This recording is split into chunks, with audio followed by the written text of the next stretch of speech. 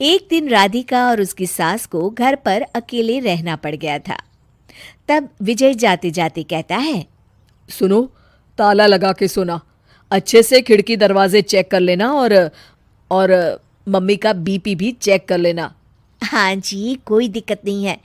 अब आप आराम से जाइए शादी में। मैं मम्मी जी का पूरा ख्याल रखूंगी। और अपना ख्याल भी रखना। हाँ जी, हाँ जी, अपना भी रखूंगी। अब जाइए ना आप। थोड़ी देर बाद गांव में जीप पर लगे एक स्पीकर से अनाउंसमेंट होती है। जीप वाला आदमी कहता है, सुनिए सुनिए, गांव में चोरी होने की वारदातें काफी बढ़ गई है, इसलिए सावधानी बरतें। अपनी खिड़की दरवाजे सही से बंद कर लें। अरे राधिका, सुना तुमने? मुझे तो बड़ी घबराहट हो रही है। नहीं मम्मी जी, आप घबराइए मत। मैं हूं ना। मैंने सारे खिड़की दरवाजे बंद कर दिए हैं और कुछ भी होता है तो पुलिस का नंबर तो है ही मेरे पास। अच्छा, मेरी तो सांसें तेज चल रही है बेटा। एक तो ये विजय भी घर पर नहीं है। मम्मी जी, वो भी जल्दी ही आ जाएंगे। मेरी अभी फोन पर बात हुई थी। आप बस रिलैक्स रहिए। उधर दूसरी तरफ दो चोर रात में गांव में चोरी करने का प्लान बनाते हैं। दोनों सास बहू अकेली है उस घर में। अच्छे से पता लगाया नो? हाँ, कोई और नहीं है घर पर। अच्छा मौका है हाथ साफ करने का। अरे वाह, अब आएगा मजा। देर रात को जब सब कुछ सुनसान होता है, दोनों चोर गांव की तरफ निकल जाते हैं। अरे कौन सा घर है? वो कोने वाला, तुम बस मेरा पीछा करो। ठीक है ठीक है।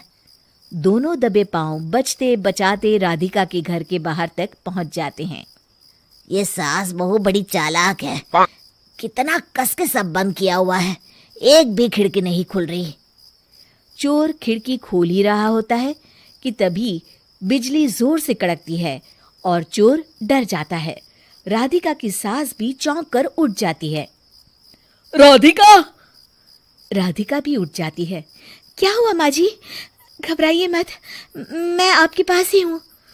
तुमने कुछ आवाजें सुनी? माँ जी, बस बिजली कड़की है।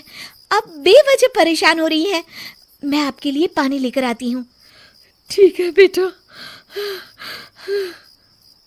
राधिका जैसे ही पानी लेने के लिए उठती है, उसे खिड़की से चोर की परछाई दिखती है। ये देखते राधिका थोड़ा घबरा जाती है। वो अपनी सास को इशारा करती है। उसकी सास भी चोर को देखकर डर जाती है। शांत हो जाइए मम्मी जी। श्श। अरे मगर कैसे बेटा? हे भगवान, विजय को फोन लगा बेटा। माँ जी, इस वक्त अचानक वो पहुंच भी नहीं पाएंगे। मैं कुछ करती हूँ, आप बस शांत रहिए।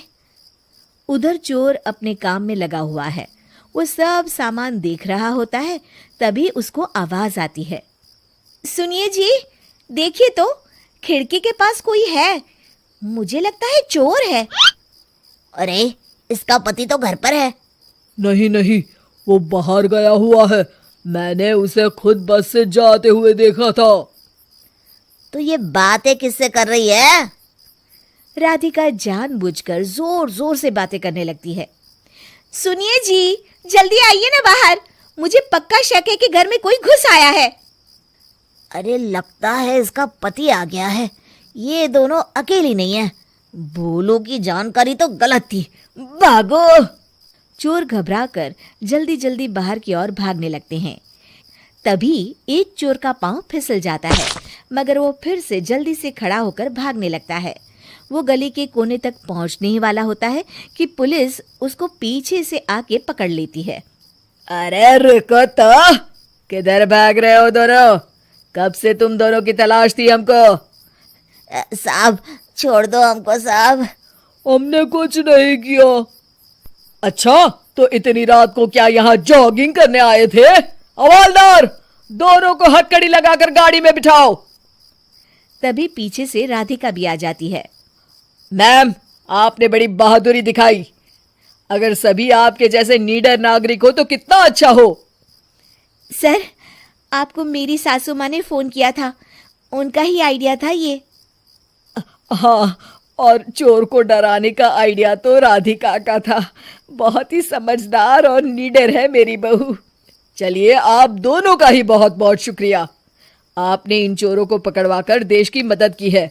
और हाँ, पुलिस स्टेशन आकर अपना इनाम जरूर से ले लीजिएगा। और अगले दिन विजय शहर से आ जाता है। वो अखबार में तस्वीर देखता है जिसमें राधिका और माँ इनाम ले रहे होते हैं। माँ, आपको कोई चोट तो नहीं आई है ना? अरे ना बेटा ना, जब तक राधिका साथ है तकलीफ कैसी। राधिका, तुम ठीक तो हो ना?